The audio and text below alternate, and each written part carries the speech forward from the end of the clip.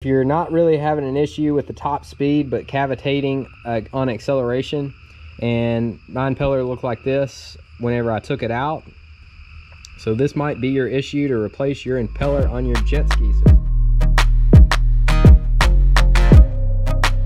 Welcome back to the channel. So in today's video you're going to see me put this Solas high performance polished stainless steel impeller in this jet ski. So let's get started. Have these ramps, it makes it a whole lot easier.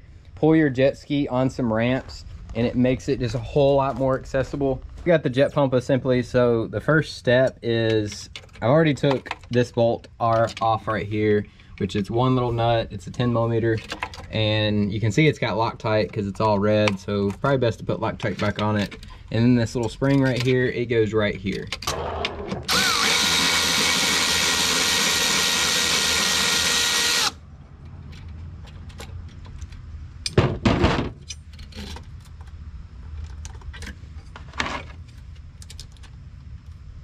What I always do is I always put the washers and the nut back on the piece, just so it's easy to go back together with.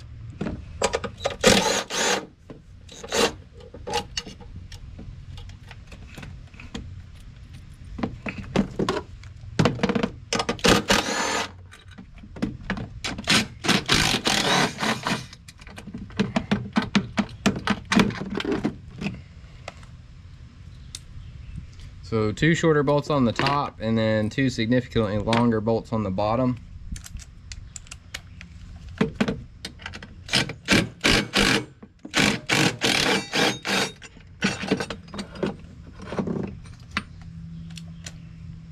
And this also brings out this whole little plate, so the bottom bolts. And just to remember where they go, you can also just set them. The bolts, 2 short ones in the top, 2 long ones. And you also have a little hose right here with a zip tie on it, so that should be pretty easy to slide off. Alright, so I got that hose off, and we'll just kind of push it up to the top out of the way, which is those 2 bolts and those 2 longer bolts.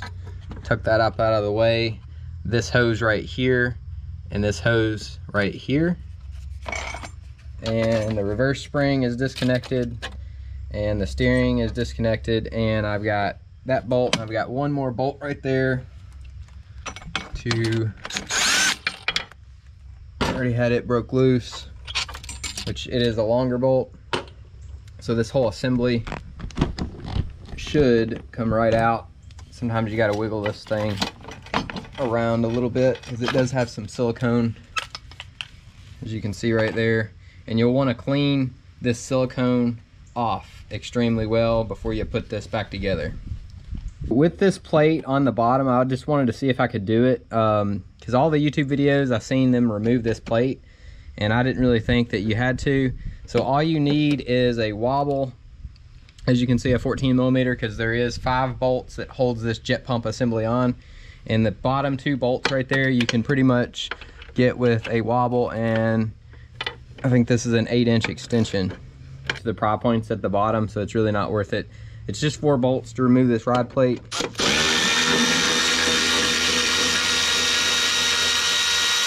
And they are 12 millimeter, and it does look like they do have some type of silicone on them.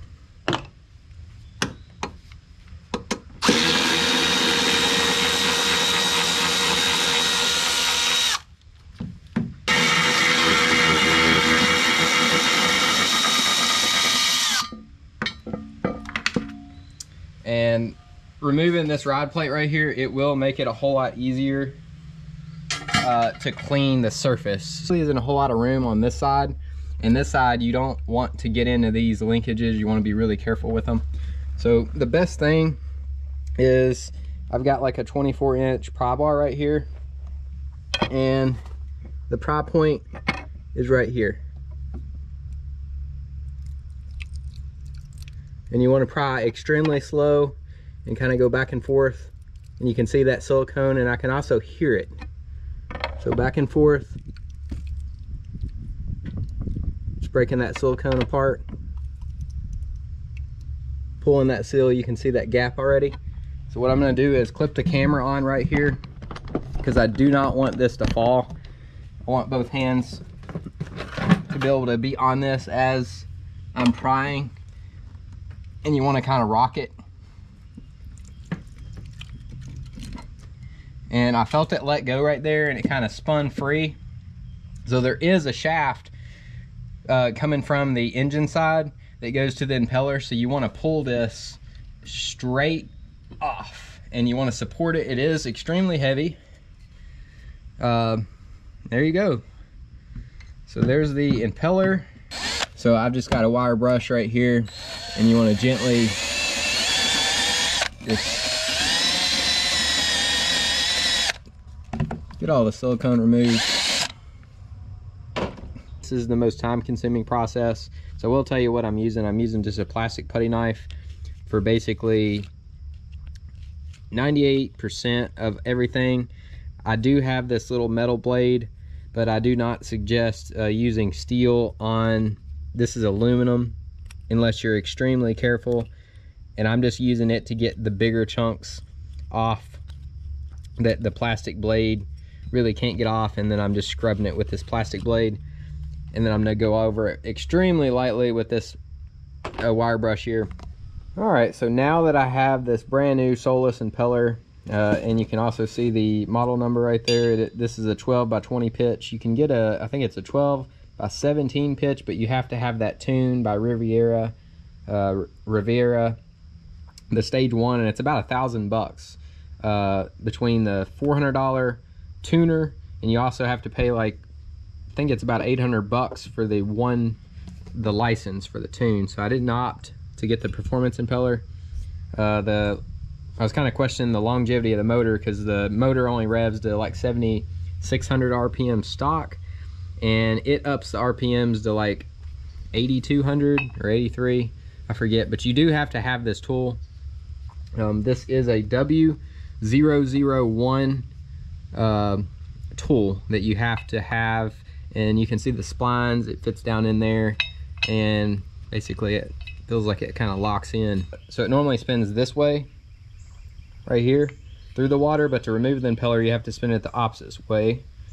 For this part you have to have a vise. I don't see it another way, but you have to be able to clamp onto that shaft right there at the bottom with a vise extremely tight, and then you have to be able to use this tool. All right, so this was incredibly tight right here. I had to use a breaker bar, and there we are. It's out, and it looks like it does have some type of Loctite or something that was on there. You can see the impeller that's bent right there. 2 different blades is bent. After you got your impeller all torqued down and installed, you just want to pack your nose cone full of grease and install it. Got basically air pressure. It had suction whenever I pulled that thing out of there, so you kind of got to hold it. So in this step you're going to see me apply just a very thin layer of ultra black RTV, and you just want to make a sealing surface right here for whenever your jet pump sets on there. Thin coat of silicone, just like what you see here, and you want a clean surface on the back side of your jet pump, and here we go. All right, so keep in mind you do have 5 bolts here, and they're all the same length except one, and one is considerably shorter, like that. And the short one right here goes in that hole, which is right kind of offset. So you got 2 long ones, and a short one right there. Little dab of grease right there, and you want this to go in perfectly flush and smooth.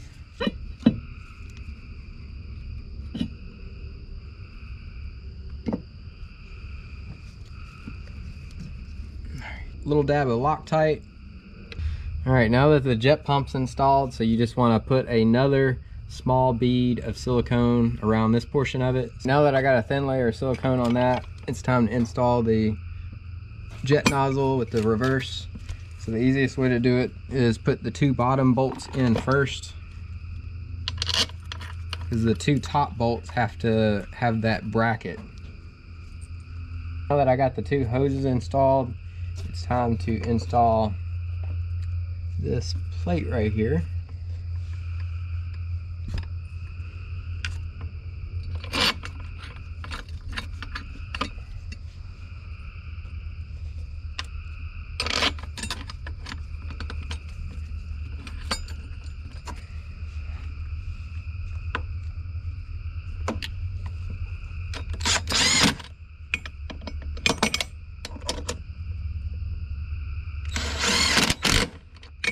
Make sure you got a washer on one side, and then thread this through the plastic with some Loctite. You want a washer on the inside and install the nut. Tightened up, then you want to install your spring.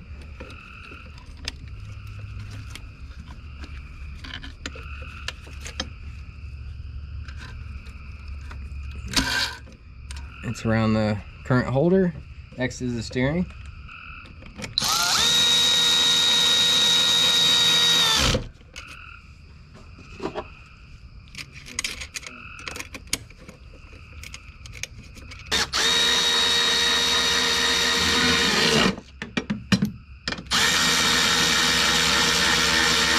If you're not really having an issue with the top speed but cavitating on acceleration, and my impeller looked like this whenever I took it out, so this might be your issue to replace your impeller on your jet skis. From a dead stop, there is zero cavitation. Zero.